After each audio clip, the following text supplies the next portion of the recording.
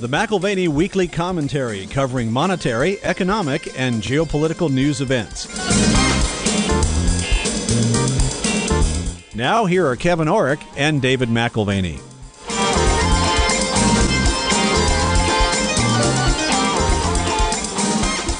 Welcome to the McAlvany Weekly Commentary. I'm Kevin Orrick along with David McAlvany. David, this is the first time we are getting to talk without a guest in the beginning of the year. And, there's an awful lot of stuff going on. Drew has been to Europe now twice, and, of course, we had that recording. But why don't you talk a little bit about some of the things that are going on in Europe as far as gold and gold supplies go? Yeah, I think as we look to 2014 and look back at 2013, there's a couple of things we want to reflect on. One is the tremendous power of Abenomics and sort of the redefining of the Asian market dynamics there. The yen's down 17%. The Nikkei was up. That's their stock market, up 57%. Here in the U.S., one of the defining elements in 2013 was QE, quantitative easing. You had levitation of stock prices in the U.S. and a massaging of that recovery narrative. Moving back towards Asia, China has really tried to deflate what has become a credit bubble. And we'll talk a little bit about that this morning, too. Really with no success. You had the most recent audit revealing a 70% increase in shadow banking activity. That's loans being made, around the banking system and sidestepping loan limits. Local and municipal debts have ballooned to over $3 trillion. Coming back to the United States, you've got Obamacare and the tax onslaught, which begins this year. Actually, I guess you could say it began last year. And also the gold element, which you mentioned. We've been very active in flying back and forth to Europe. Drew Kroll, who's been with us for 31 years, has been on a plane so many times in the last 3-4 weeks, would make your head spin. In fact, I think his head still is spinning from jet lag. But we were presented with an opportunity by a bank in Europe liquidating literally tons of gold, and it just so happened that there's product in the mix that to the non-discerning eye is just ounces. To the discerning eye is just flat out the best opportunity we've seen in 10 years. So we have been, again, Drew missed the company Christmas party this year, right? And because he was on a plane to Germany. But it's very interesting. The context is creating opportunities. It's also creating pitfalls. And I think that's where, coming into 2014, investors need to be cognizant of both and make sure that they are stepping lightly, but deliberately, very deliberately, wherever they do step. Well, and so we'll cover all those issues, from Abenomics to QE, China, Obamacare, and then we'll finish up with what you were talking about on the gold. But why don't we go ahead and start then with Japan, because it's an amazing experiment in massive money printing, massive money devaluation, with the expectation that Keynesianism would kick in and that corporations would actually raise wages, in light of the yen devaluing. So talk about that a little. Well, Japanese monetary authorities and politicians, they counted on the corporate sector increasing wages for workers. And that was basically the quid pro quo for devaluing the yen and handing a massive trade advantage to the big manufacturers and exporters. If the yen is going to buy a certain amount less, then the expectation in Japan is that they're just going to raise the wages. Well, that's right. On a silver platter, you've got extra profits being handed to corporations, and there really was an expectation that if we're giving you the opportunity to make more money as a corporation, you will compensate your employees with an increase in salaries and income. And that, again, is the quid pro quo. You will then see an increase in consumption and an offset to the devaluation in the yen. Well, and David, that's not been happening. The wages don't seem to be going up. The money's coming right out of their pocket, basically, this devaluation. Right, because the prices of goods and services are rising 5 times faster than wages, that according to Bloomberg. And then, the Japanese Times reported that only 17% of companies are planning to raise wages after April 1st. So, again, you've got a lot that was expected and is not being delivered.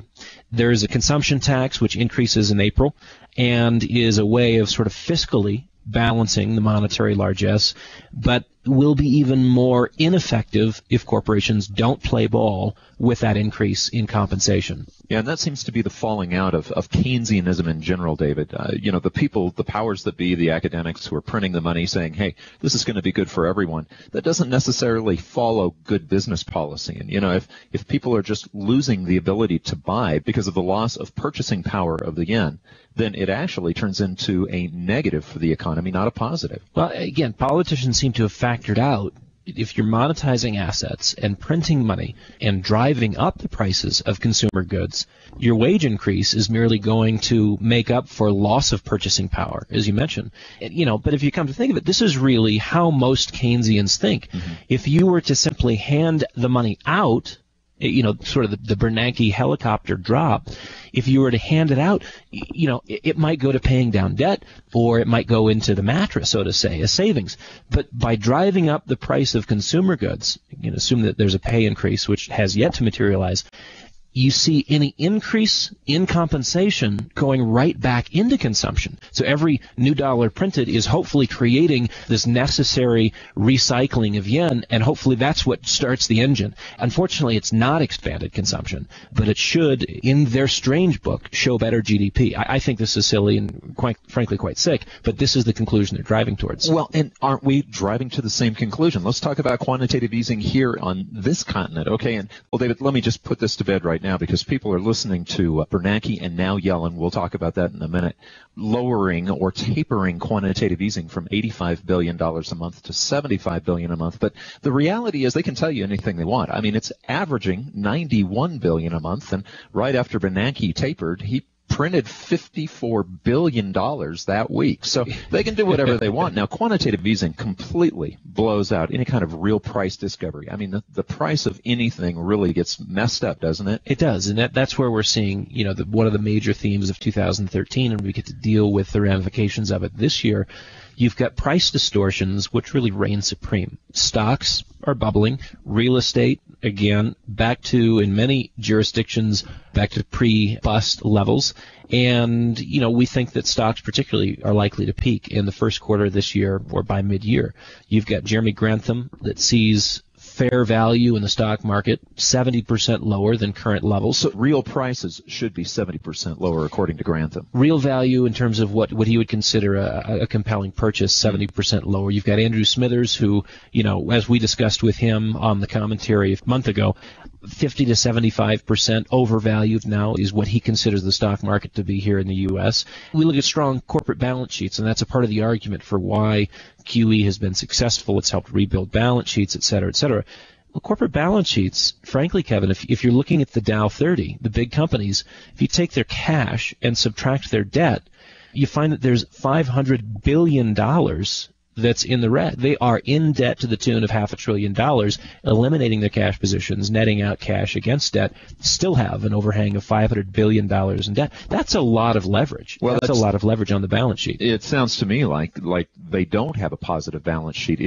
What you're saying is if you take the debt out, they don't have positive balance sheets, which that would put us in a declining, wouldn't that be a recessionary type of symptom? Well, I think what we see is that corporations have been inspired or enabled to malinvest, just like we've criticized the Chinese for malinvestment in the past, where government-funded projects don't always get the same criticism as the private sector might give to them, and that's what we've seen in China. Well, when you drop capital costs to zero, all of a sudden capital starts getting thrown around on a very free basis without a lot of thought, intelligent thought going into it. So we do see actually quite a bit of unhealthy behavior. I'm reminded of Warren Buffett's reflections back in the 1970s that interest rates are the key determiner of stock prices. When rates are coming down, you have fuel for a major bull market and you have tremendous growth prospects. And when rates are on the rise, you have no such fuel, and the bear market is what you can expect. A declining trend is what you can expect in the context of rising rates. So when we're talking about 2013, I mean, rates are almost at zero right now, Dave, and have been, but they have been rising. That seems to be the trend. Yeah, you consider the events of 2013 where what I would describe as a bought rate, not a market rate, but something that was manipulated. The 10-year Treasury reached a low of 1.5% and has since doubled to 3%. Yeah, this is, of course, that big increase, doubling of the rate. That's with the expectation of tapering to a small degree. And what should occur if the Fed gets out of the business of interest rate manipulation, buying more than $1 trillion worth of paper assets a year, is it fair to say rates moving higher? And that goes back to Buffett's notion that you have headwinds to growth when you're in a rising interest rate environment. So it's a catch-22. Government would like to move away from a very ineffective stimulus policy, that is quantitative easing, and yet the consequence of moving away from it is the rise in rates, which represents not only headwinds for growth, but definitely a black mark for the U.S. stock market. Well, and one of the things that's kept interest rates from rising, as you've spoken, is the quantitative easing. I mean, if we don't have to go out and offer competitive interest rates to the world to, basically borrow money, then we buy it ourselves with this quantitative easing. I read something the other day, Dave, that was fascinating, that up until 2008, the Federal Reserve's balance sheet was about $800 billion. So for almost 100 years, the balance sheet, the amount of debt that the Federal Reserve purchased and held, was about $800 billion. At this point, they've been adding $1 trillion a year to that. So they're adding 100 years of debt every year to their balance sheet. They're starting to realize they can't do that forever. Well, and as we've mentioned, I think in last year's DVD, this notion that $5 trillion is really a critical point where the rest of the world begins to take notice and say, hey, wait a minute. This can't go on forever. And, extraordinary measures on a short-term basis we understand, but addressing structural problems with this sort of baling wire and chewing gum approach, no, this is far too excessive. Kevin, there's a theme in the stock market that I think is worthy of note, going back to some of the considerations of interest rates. As we mentioned before, corporations have engaged in record share buybacks this last year with increased earnings non-organically. Again, but by reducing the supply of stock shares outstanding. Yeah, explain that just a little bit. When you own a corporation or when you own a stock, what you're owning is a percentage of a share of shares. But if the corporation is coming back in and buying those shares up, it's reducing the overall pool. Correct? Yeah, well, just, each quarter we hear this report from companies that says that we made X number of dollars per share. So let's say a company makes $100 and they have 100 shares. Right. You made $1 per share. But now all of a sudden, if you shrink the pool, if you shrink the number of shares outstanding to 50, then it's $2 a share. You made $2 a share, and you've increased your earnings per share from $1 per share to $2 per share, and it looks like your earnings per share growth is off the charts. All you've done is manipulate the one variable there that you're dividing by. So it's an easy way to financially engineer a result that's easy to advertise. The media loves it. The media says, look at the growth we're seeing. Earnings per share beat expectations. It's up, it's up, it's up, it's up. Well, QE sets the environment for this kind of misallocation of capital. You've got cash instruments which yield nothing. And should cash positions grow, you have investors who start complaining about company assets doing nothing. It's just sitting there doing nothing. Why aren't you spending it to grow the business? If you're not going to grow the business, then give it back to us. Then come in your activist investors. These are the folks like Carl Icahn and others who take a major chunk of stock and start insisting on one-time dividends or share buybacks or things like this.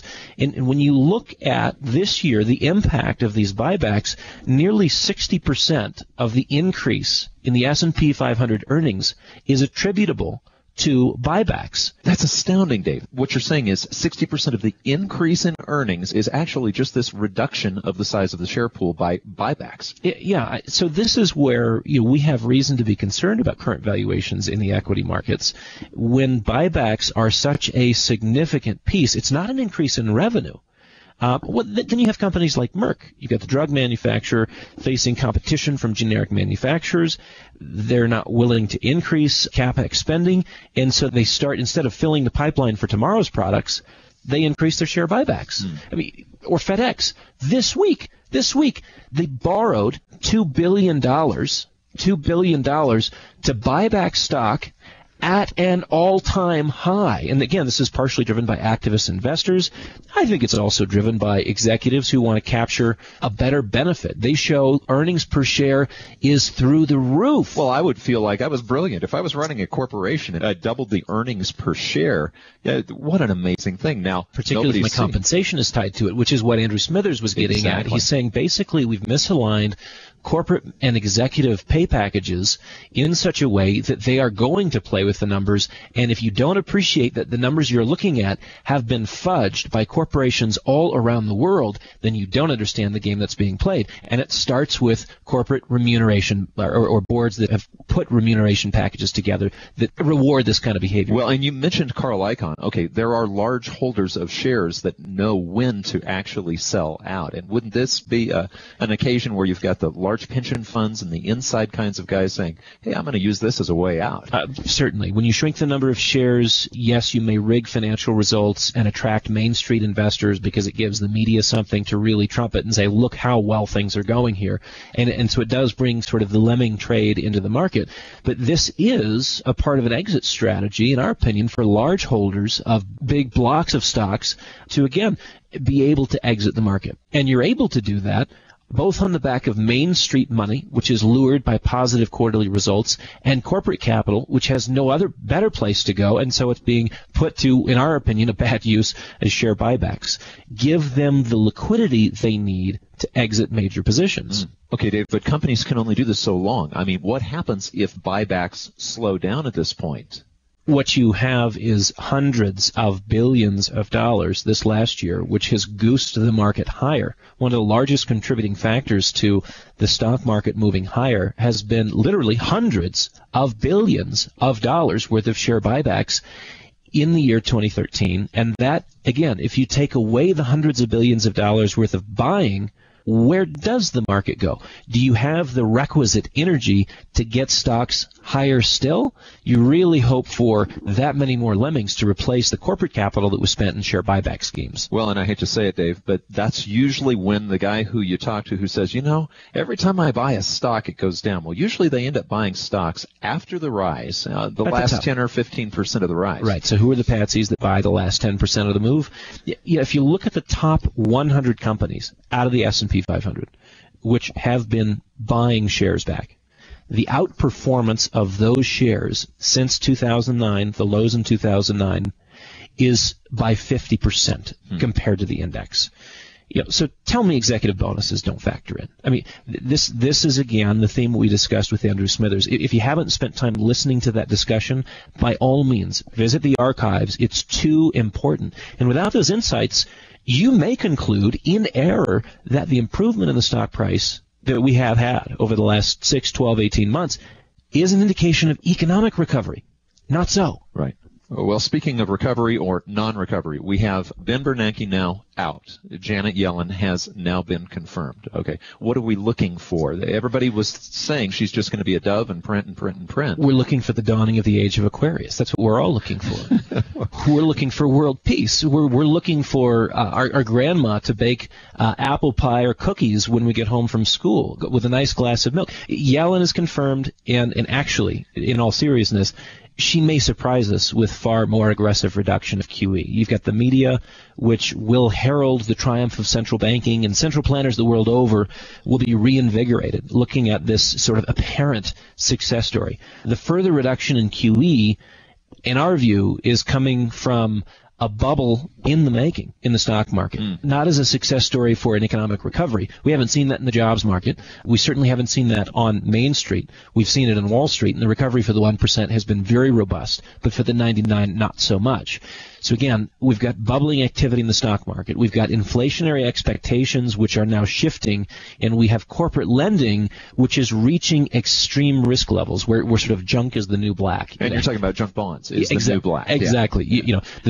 Everyone you used look to great say, in junk bonds, by the way. Well, Dave. thank you. Yeah. Thank you. My portfolio looks very nice with that 7% yield in junk bonds. Everyone has to have it. And this is, I think, what the Fed is actually looking at, as opposed to what they're talking about. They talk recovery. What they're actually looking at is, again, stock market moving up and up and up. Inflationary expectations beginning to shift. Corporate lending at risky levels, where even, a junk bond issuance is getting a massive oversubscription. There's too much of a fever pitch, frankly, a little too much going on in the credit markets for us to be comfortable with. The quality, your covenant-light loans, the percentage of covenant-light loans, this is like a rehash of 2007, where you don't have to have any money down, you don't have to have any assurances, no skin in the game, there's money available. This is exactly what created the real estate bubble in the first place. It's the consequence of easy money. And this is really basic, but QE and the theme which started out in 2013 and is being sold to the general public as our great salvation and the means by which the economy is recovering is in fact the very same thing that brought us the collapse in 2001 and the collapse in 2008. Now, you do have just to sort of offset this, you do have the Fed's reverse repo facility, which is gearing up for a drain of liquidity. I think they know they've put too much liquidity into the system. The question is, how do you eliminate it? Can you eliminate it? And you've already got fixed income buyers and money market funds aiding the Fed, again, through their reverse repo facilities. Okay, well, if interest rates actually do go up, and that's what we're talking about here. When we talk about tapering quantitative easing and we talk about a drain in liquidity, we're talking about interest rates having to rise. Now, how does that affect corporations? Yeah, well, you've got corporations, $427 billion in corporate financing, which will have to be rolled over. It's coming due in 2014. And that, that means that rates at a very low level would be ideal. So you'd want to lock it in now if you think rates are going up. Yeah, absolutely. But the Fed's indicated course is signaling the opposite, that in fact rates are going higher, right, and won't be low and may not accommodate a 2014 rollover of $427 billion in corporate bonds. Now, corporations have been very savvy in terms of refinancing their debt, and this is where, again, you look at corporate growth and how their numbers have improved, and you see, going back to Warren Buffett's comment, that interest rates are everything in the stock market, everything in the stock market. How much of corporate growth in recent months has been driven by sales or improved revenues? When you look back to 2000, you've got corporate net profit margins, which are up about 8.3%. You've got total employee expenses, which are down about 8.1%. Which makes sense because unemployment has not been solved. Sure, yeah. But so the quote-unquote increase in productivity goes in lockstep with an increase in unemployment. Each employee that you retain is that much more productive because they have to do the work of 3 people. Right. But this is the point. The net interest expense from the year 2000 to present is down 41.7%. The cost of capital or interest rate trends are the key to equity prices over the next decade. Keep them low and this game might continue. Lose control and it's game over for the equity investor. Well, and Dave, this may seem like it's from left field, but just statistically, okay, Piper Jaffray's research has shown that midterm election years, the average decline in equities is 17%. And they go back to 1930 with that study. So take all this stuff out of the equation and just say, hey, we're sort of in a midterm election year. The average decline has been 17%. This is a good year for a peak in the stock market, isn't it? It is. Whether that comes in Q1, Q2, we do think that it comes early and that this is a tough year. This is a tough year. An encore to 2013, that's a tough one to pull off. Well, and one of the bright spots, I guess, growth-wise, this last decade has been China. I mean, everyone has been looking towards China because the growth rate has been spectacular. Now, you've weighed both sides of the equation on China. You're positive in some ways and you're negative in some ways. What's your thought for 2014? Right. Well, in 2013 highlights where we were and where we're going in 2014. As you've mentioned, negatives, positives. We look at all of the sides we can and try to figure out what exactly outcomes will be. There are transitions afoot, which, if they're successful, will redefine the global economy with China moving up the ranks. However, this is a big however, the transitions require a political will which may or may not exist. And so if politicians cannot gather the gumption to sacrifice some of the vested interests in the state apparatus, it's not going to happen. Well, and what we've seen over the last few years in China, a lot of it's government investment in infrastructure, is it not? I mean, that's where the growth came from. Exactly. The economic gap created by the 2008 crisis was filled by government investment in construction and infrastructure. And this allowed China to show growth figures while the rest of the world was contracting, lacking growth in that 2008, 9, 10 period. It was and is artificially stimulated growth. Now the question remains, what becomes of all the project financing put in motion in the context of the crisis? Just as we had in the West, a credit blowout circa 2006 to 2008 with multiples of official or balance sheet debt. Again, there was the official debt everyone knew about. Then there was the non-official debt, off-balance sheet debt, what's known as the shadow banking system, through financially engineered products, which allows for even greater systemic leveraging. Well, so too, China has expanded its official and its non-official debt. As we mentioned earlier, you've got a 70% increase in shadow banking activity, and with loan limits being completely ignored or worked around because of the shadow banking activity, we now find in the most recent audit local municipal debts ballooning to over $3 trillion. So this, again, is where you weigh positives and negatives. You can see a masterful chess game being played and the right decisions being made on paper. Now, there's always a difference between the ideal plan on paper and how it's implemented. And I think this is, again, going back to that British phrase, many a slip between the cup and the lip. There is many a mistake which can be made from the paper planning process by the Politburo. Yeah, I'd say that 10 times. And then the implementation of those policies. We couple this with the rising risk of Japanese confrontation. And really, you know what you have in 2014? You have an echo of 1814. You have an echo of 1914. These time frames where if you looked back, you had only positive prospects, and then things went south very quickly. Well, I think that's important to point out, because when you look at 1814, I'm thinking especially 1914, Dave. There's a great article in The Economist a couple of issues ago where he was saying, if you were in early 1914, you'd think everything was absolutely perfect. You'd have a globalized world. We had a gold standard at the time.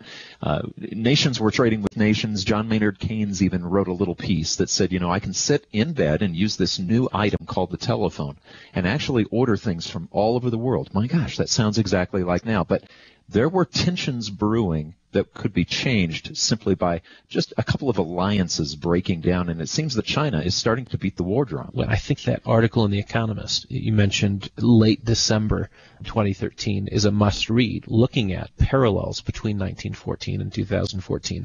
Since the 2008 crisis, China has become much more aggressive. After decades of practicing go along to get along kind of attitude, and Deng really set that in motion, Deng Xiaoping, where he basically said, listen, we're not going to cause any waves. We're not going to invade Taiwan. That would just create problems for us. We will saber rattle, but that'll be the extent of it.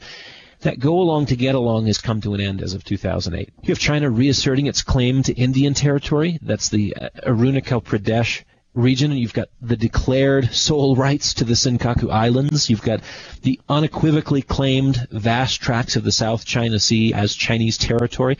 All these things are very bold, and they're outward moves after decades of sort of an internal focus. Let us do our own thing. We're not going to make any waves. And again, that meets with some degree of friction when you have the same sort of nationalist saber-rattling with Japan. Well, and Dave, we had James Rickards on the program. I'd like to have him again because he talks about how war can be fought with currencies. And, we talk about laying claim to these areas of geography that they say they hold dear, but actually the tensions are building with the currency war that Japan, they threw down last year. When they drove the yen down, they forced another exporter of goods to also have to devalue its currency. And I'm talking about China. Oh, yeah. Far more important than laying claim to the Senkaku Islands is laying claim to a slice of global GDP that belongs to your neighbor. Right. So you add to the geopolitical pressures between China and Japan the steep devaluation of the yen in 2013. That's a 17% drop in the value of the yen. And you have the makings of a competitive currency war between these two manufacturing and exporting giants. Japan was displaced by China. Think about this sequence. Japan was displaced by China as the second largest economy in the world, and shortly thereafter, the Japanese government begins Abenomics, devaluation with the intent to improve exports at the expense of trade competitors. Yeah, and that's what Jim Rickards talks about. He said there's no way that you're going to improve one country's exports without taking something away from another country. Okay, speaking of taking away, and this is painful. I hate bringing this concept up. I don't even like seeing it in the paper. It's like surgery without anesthesia. Obamacare. Oh. Okay, people are calling. They're saying, how's it going to affect me? It's a tax increase. I just don't understand all the tax increase. Well, when in the history of government benefits, have we ended up with anything other than a veiled tax hike? That's every major program. If you go back to the Johnson era, we were talking about, Declan and I were going up to the ski area the other day, and we're talking about LBJ and the Great Society programs and how this is, you promise a little, and all of a sudden that little bit of a promise represents this huge slice of GDP. It's a major part of our economy. And again, it was nothing more than a veiled tax hike. We've had that over and over and over and over again. And it's never reduced. I mean, let's face it, they've never shrunk a government program. No. So you have higher healthcare premiums. That's a given. Then you've got new taxes and fees. Heritage Foundation has reprinted this. Worth going to their website, heritage.org, and looking at the increased costs of Obamacare. This comes from the Joint Committee on Taxation and the Congressional Budget Office, and they highlight 18, to be precise. And this includes, so there's 18 various tax increases and fee increases. You look at it and you just go, oh my word, what have we done to ourselves? Including a 10% excise tax on indoor tanning services. Oh, right, except for, let's face it, anyone under 18 is not going to actually be partaking. Well, right, at least in the state of Illinois, you're right, because one of the many new pieces of legislation that's being put in place in 2014 is that in Illinois, minors can no longer go to tanning beds. So we don't actually always have increased taxes. We also have tax breaks going away. I mean, I know there are a few that are going away this year. 55 tax breaks disappeared December 31st, 2013. Then you've got, well, getting away from Obamacare, but 40,000 new laws which take effect this year. That's state lawmakers that have put 40,000 bills in motion for this year. And I know this is a long way from Obamacare, but it's boggling my mind. Right. You get California, which is approving high school students using any bathroom they choose, claiming that gender identity trumps birth identity. Junior high boys, you choose which bathroom you use? This is insanity. This is just, frankly, not even common sense. I appreciate being sensitive to everyone and trying to be PC. This is just simply insane. Well, and Dave, you talk about 40,000 new laws. What it reminds me of is a book that we have on our list of required reading on the website. It's Frederick Bastiat's The Law. And what he talks about is civilizations and societies that move from moral and ethical understanding of the law. They have to have a law for everything. And what he says is you really can look at a society and judge just how free they really are by the thickness of their law book. And unfortunately, 40,000 new laws is showing me that the society's running out of control. It is running out of control, and it's also being defined by what Bastiat described as legalized plunder. Legalized plunder. That's probably the most important, in my mind, the most important book in the law is how the law is used, either to protect you or to abuse you. Right. And the fact is the law is not neutral. It can serve the greater good, and it can serve mankind, or it can serve as a baseball bat, and that is what legalized plunder becomes. Well, and speaking of plunder, this takes us to our point on gold, okay? Things started to change last February when Germany asked for its gold back, okay? They said, go ahead and send a little bit of the, 600 or 700 tons back to us. The United States government came back and they said, well, okay, we'll do that, but it's going to take 7 years. Now, has something been plundered on this side? Well, that's what's interesting. I think there are high-stakes games being played here, and if people aren't paying attention to the nuances and the themes between the lines, you're missing exactly what is happening in the geopolitical spheres. You had Venezuela and Germany requested ounces to be delivered. I mean, so you can sum up the gold market in 2013 and say it stunk. It stunk. The price went down, but there's really interesting stories in the context. Venezuela and Germany requests the ounces that they've stored in quote-unquote safe locations in the Western world, and very suspicious futures trading begins immediately. And then you've got a market beating in the metal space, which was accompanied by panic selling from investors who are only recently purchased the asset, probably for all the wrong reasons. Chasing the price. Obviously, the price moved up 60% in 1 year. And just like Bitcoin today, show me a positive rate of return and I'm going to chase it. That's the way most investors behave. What is this about Bitcoin? The same attitude was gold fall 2011. Tell me more about gold. Tell me more about gold. I don't know anything about it, but the price is moving up. I got to own some. The general public started to come into gold late in the game, and again, they got their heads handed to them. They came in for the wrong reasons, chasing a price trend and not understanding why you own it from a fundamental standpoint, why you own it as an insurance policy embedded in your total financial picture. And this isn't new. I mean, games have been played. We've talked about the 1970s. Yeah, the IMF gold sales, they were announced in the 70s. That was, if you want to call it impact news. It was intended to drive prices lower. That has had a diminishing negative effect then and now. In this year's DVD, we're going to highlight several of the factors impacting gold demand, along with investor demand, consumer demand, and one of the things that we're going to detail is also central bank demand. This is very interesting because we have central bank currency reserves at a new high. You're talking about currency in the form of fiat currency. That's correct. Yeah. Well, it's easy to increase the currency reserves that you have when you have no limitations in terms of your printing presses. We've gone from $1.6 trillion, according to the IMF, in 1999. That was total global central bank currency reserves. $1.6 trillion, 1999.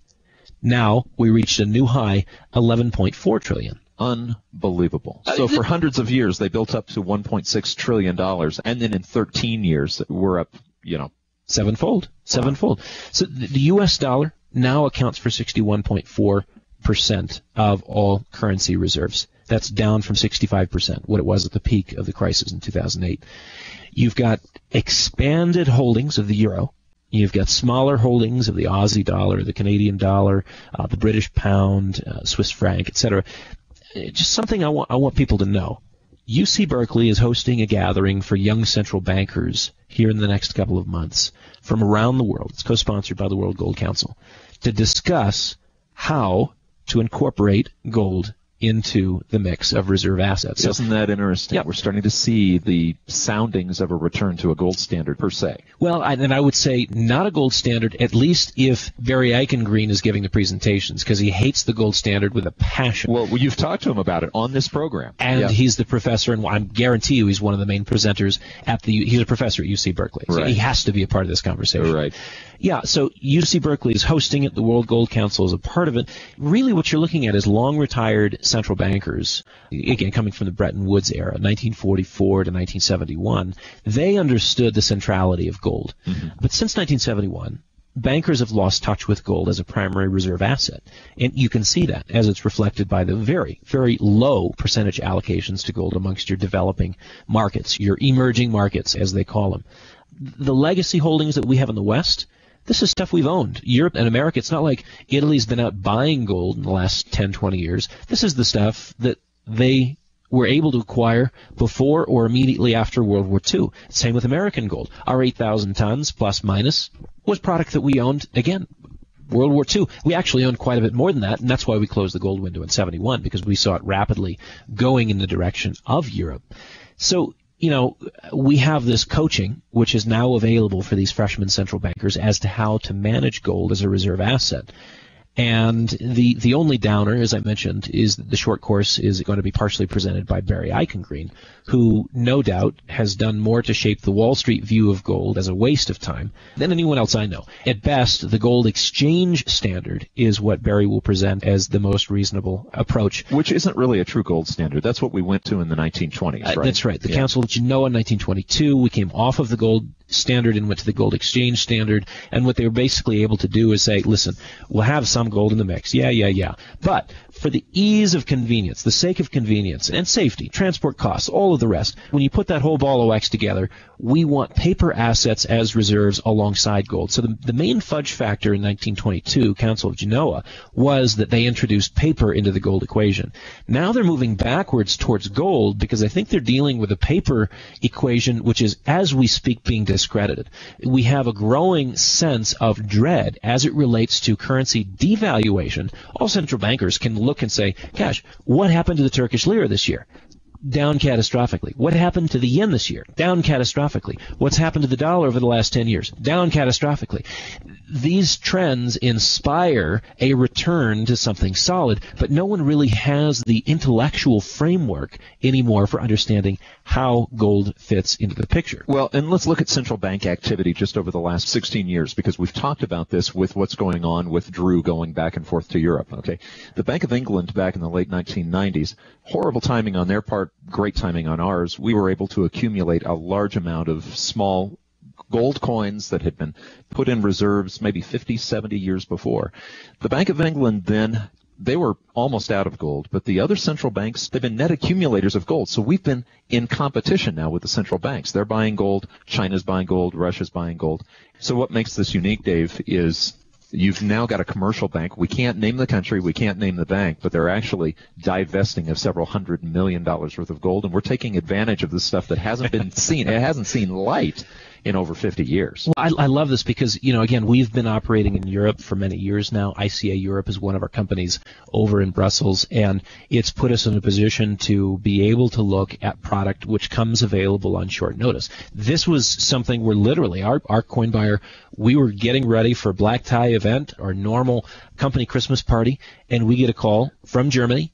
and they say, if you want it, you got to look at it. We've already sold the first tranche to Russia. And we lost our poet. The poet laureate of the company, which we only hear a poem each year at the Christmas party, is Drew Kroll, our numismatist.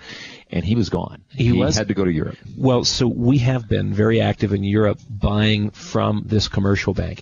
I think it's ironic. I think it's absolutely ironic because this is a bank that used these as reserve assets. They used them as reserve assets, but what they used them for was for them a compelling part of what their total business plan was. We were going to have it as a reserve asset, but we're going to lease it out and collect an income stream from it. Right. Well, compliments of the ECB and compliments of Ben Bernanke, compliments of the world central bankers, rates, both lease rates for gold and interest rates across the board have been pushed so low that their primary justification for having gold as a reserve asset for a commercial bank, which was interest, earning interest on loaned out product, just went away. So they decided, we're done with it. Get rid of it. Let's move to paper. We can get rid of the ounces. And literally, we've moved from one man's trash is another man's treasure. And we've found, again, product that's 100, 150 years old, and it's in original mint condition. We're pretty excited about it. Well, and as we talked about before, you can listen to Drew's interview. It's about a 20-minute interview. Just click on the link that we have on the main page here for this particular program today. Yeah, it's just, I think it comes at a compelling time because we've got prices. Let's take worst case, best case scenarios. Worst case scenario, let's say we've got gold that goes to $1,000. You get 20% downside. Best case scenario, you've got a 400% return ahead of you. And I think this is exactly where we were circa 1999, 1998, when we saw similar product, found similar product in Europe, placed similar product with our clients, and anyone who bought that product from us in 1998, 1999. They're still quadruple, even with the drop this year. Yeah. So I am just smiling from ear to ear, looking at this and saying, this sounds so much like history. This sounds like a repeat of where we were 10, 12, 13 years ago. At Providence, that we were able to find the product, and I think the pricing structure in the market is brilliant. We assumed that we would have to pay huge premiums to buy this product because that would be the only thing that would get it out of the hands of this commercial entity. We've known about this deal for a long time. We just thought they would be selling it for other reasons. We didn't think they'd be scuttling it, asking for virtually no premium for the product. That was the coup as far as we were concerned, is they fell prey to Societe Generale. They fell prey to Goldman Sachs. They fell prey to all of the gold reports that have come out and said, nope, it's a ridiculous relic of the past. You don't need it. Nobody wants it. Can't earn anything on it. Might as well get rid of it before it goes to zero. That's the attitude that's out there. And we'll take the other side of that bet. Okay, so Dave, we're not making price predictions here on gold. We're just saying it's better than the dollar. And at this point, this may look like what we've seen in the past before a large move. So I would suggest that when you look at 2014, you have to keep in mind the unintended consequences of Abenomics, the unintended consequences of quantitative easing here in the United States, the unintended consequences of China trying and unable to deflate their credit bubble, the unintended consequences of Obamacare. And I think this is an era where, yes, you want to make sure you have adequate insurance, not too much, but certainly not too little, in the insurance category, what we consider precious metals. Right here, right now, 2014 is the year of unintended consequences. You've been listening to the McAlvany Weekly Commentary. I'm Kevin Orrick along with David McAlvany. You can find us at McAlvany.com. That's McAlvany.com. Or give us a call at 800-525-9556. This has been the McAlvany Weekly Commentary. The views expressed should not be considered to be a solicitation or a recommendation for your investment portfolio. You should consult a professional financial advisor to assess your suitability for risk and investment. Join us again next week for a new edition of the McAlvany Weekly Commentary.